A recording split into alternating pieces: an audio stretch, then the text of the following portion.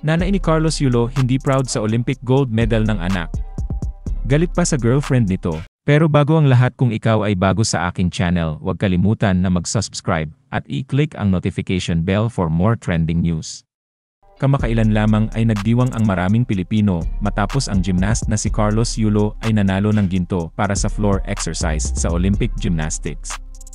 Nasungkit niya ang unang gintong medalya ng Pilipinas sa palarong Olimpiko ngayong taon, na siyang naging pangalawang Filipino Olympic gold medalist pagkatapos ng makasaysayang panalo ni weightlifter Hidilyn Diaz sa Tokyo 3 taon na ang nakaraan.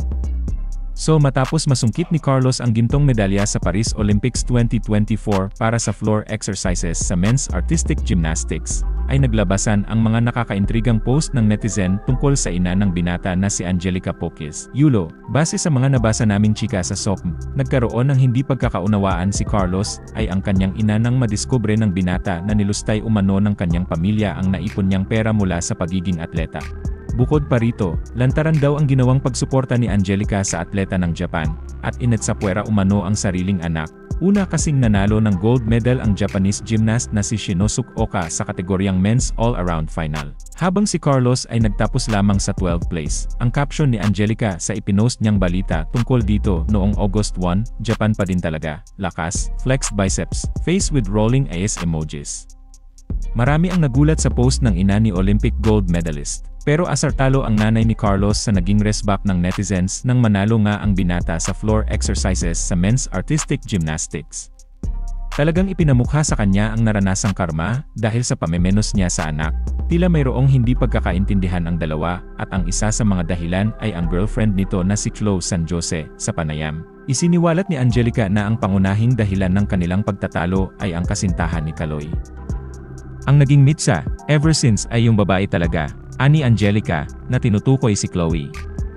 Ayon kay Angelica, lalong lumala ang tensyon ng ang kapatid ni Chloe na si Eldrew at ang kanyang kasamahan sa koponan ay dapat na manatili sa dormitoryo ni Chloe sa Japan habang sila'y nagsasanay. Ang dormitoryo, na pinondohan ng Philippine Sports Commission, ay ginagamit din ng kasintahan ni Chloe, na ikinadismaya ng mga magulang ni Chloe. Ayon kay Angelica, hindi opisyal na pinahihintulutan si Chloe na manatili sa dormitoryo, na tinawag niyang isang outsider. Ipinahayag pa ni Angelica ang kanyang pag-aalala tungkol sa mga kalagayan ng tirahan. Dagdag pa ni Angelica, naniniwala ang kanilang pamilya na sinasadya ni Chloe na ilayo si Chloe sa kanila. Nilinaw ni Angelica na hindi sila nagnakaw ng kahit ano mula kay Chloe at gumamit lamang sila ng bahagi ng kanyang pera para sa pag-aayos ng kanilang bahay. Yung hindi aray yung bulsa niya. Binanggit din ni Angelica na dahil sa away nila ng kanyang anak, nagkimkim ng sama ng loob ang mga kapatid ni Chloe laban sa Pinoy Olympian.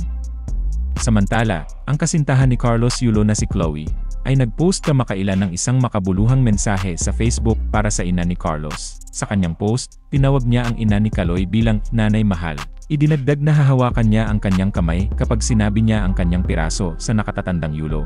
Gayunpaman, sinabi niya sa nanay ni Chloe na maghintay muna dahil kailangan pa nilang tumuon sa vault finals, kung saan may pagkakataon ang Olympian na makakuha ng isa pang medalya. Hiniling din ni Chloe Angeli sa nanay ni Chloe na i-turn off muna ang kanyang comment section. "Mother dear, I'm gonna hold your hand when say this. Pero wait ka lang, tapusin lang po namin yung vault finals. Paki-off na your comment section po ah. Japan pa din talaga. Lakas, but malakas din naman si Carlos Yulo, God is with him."